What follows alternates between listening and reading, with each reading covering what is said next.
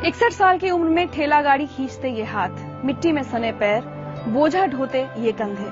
मुरारी प्रसाद गुप्ता पिछले 40 साल से बिहार के एक छोटे से गांव में ठेला चला रहे हैं। यही इनकी रोजी रोटी है। गांव के लोग कई साल से इन्हें पागल कहते आ रहे हैं, इनका मजाक उड़ाते आ रहे हैं। जानते हैं क्यों? क्योंकि इन्होंने एक ऐसा सपना देखा जो एक आम मजदूर सोच भी नहीं सकता। बेटे को बड़ा सरकारी अफसर बनाने का सपना। शायद इन्हें देखकर इनके सपने पर कोई भी हंसेगा, आप भी। लेकिन आज आप इन पर मत हंसिएगा, क्योंकि आज ये पागल मजदूर एक IAS ऑफिसर का पिता है। ये कहानी है एक साधारण मजदूर के असाधारण बेटे संतोष कुमार गुप्ता की।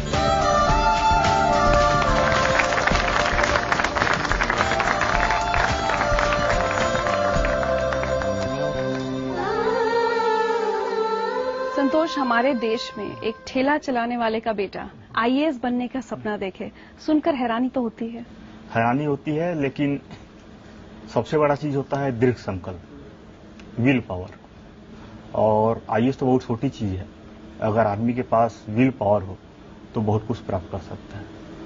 बहुत मेहनत की है आपने? मेहनत तो बहुत की है, क्योंकि हमारे पास उतना हमारा सामाजिक, आर्थिक और शैक्षणिक पृष्ठभूमि इस तरह का था कि कोई प्रॉपर गाइडेंस नहीं था बताने वाले। क्या चीज तैयारी करना चाहिए, क्या चीज पढ़ना चाहिए, क्या चीज नहीं पढ़ना चाहिए, कौन सा विषय लेना चाहिए। नहीं हमारे पास ट्यूशन कोचिंग मौजूद थे कि हम बाहर में, नहीं हमारे परिवार में कोई पढ़ा हुआ था। हम अपने परिवार के बड़े लड़के, तो हम भटकते भटकते अपना रास्ता हमने स्वयं तलाशा। हमने स्वाध्याय किया, संघर्ष में ही हम सौंदर्य को भी देखे, संघर्ष में हमने सफलता को भी देखा। और लग रहा था अंदर से पूरी तरह विश्वास था कि हमें सफलता निश्चित मिलेगी, और मिल भी गया। अपने माता पिता को कितना श्रेय देते हैं आप अपने इस सफलता के लिए? इस सृष्टि में आने में ही माता पिता का पूरा श्रेय है। और रही बात सफलता में, तो सफलता का पूरा सहयोग माता पिता का है।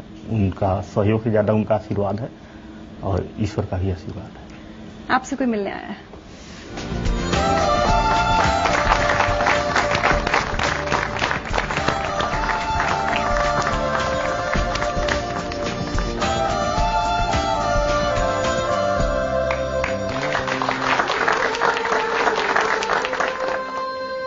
मुरारी जी, आज बेटे पर गर्व होता है? एकदम बहुत गर्व होता है, बड़ी खुशी मिली है। यहाँ पर हमको कैसे भागता यहाँ पहुँच गए।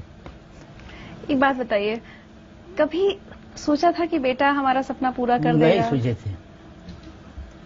ये पढ़ रहे थे तो हम कुछ 2-4 साल पहले के का उतना बड़ा आदमी के लड़का नहीं तैयारी कर पाए, तो रिक्शा ठेला चलाने वाले को लड़का कहाँ पढ़ पाएंगे। लेकिन इन्हीं का ख्वाब था बचपने से कि हम IAS करेंगे। लोग आसपास आपका मजाक भी उड़ाते थे गांव में, ये हाँ, कहते तो थे कि बावले हो, बेटे को भेज दिया पढ़ाने। मजाक तो सभी कोई, छोटा आदमी सभी कोई बड़ा आदमी हंसता है। अब तो अब आदमी कहता कि तुम्हारा लड़का IAS हो गया, कि कोई काम छोड़ दो मजदूरी वाला।